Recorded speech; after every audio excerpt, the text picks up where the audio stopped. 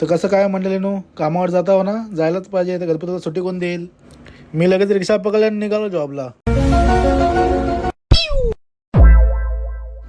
आज पाऊस पूर्णच थांबला होता आणि मस्त ऊन पडलं होतं बाहेर.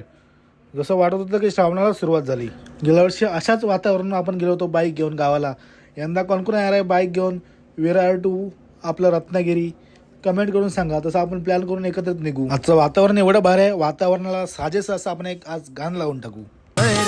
श्रावणाची सुखावली कोकणाची जीवा ओढ लागली. श्रावणाची सुखावली कोकणाची जीवा ओढ लागली. ओढ तर सर्वांनाच लागले, पण त्या साईडला ट्रॅफिक बघा काय लागलंय. आमचा रिक्षावाला हुशार ना, त्याने घेतलं ना रॉंग साईडनं. मग फायनली आलो ऑफिसला. पाठीमागे लाईटचा सेटअप केला. 10चा टायमिंग आहे आणि मी आलो 11 वाजता. साले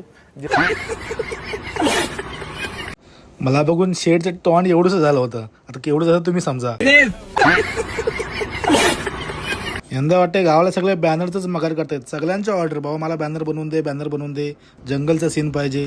लगेच सगळ्यांची ऑर्डर कंप्लीट केला. इकडे माझ्यासाठी पण काम आलं होतं, मंदिर डिझाईन पाहिजे होतं एकाला, त्यासुद्धा कंप्लीट करून टाकलं आणि काम खतम केलं आणि ब्लॉग पण खतम करतो.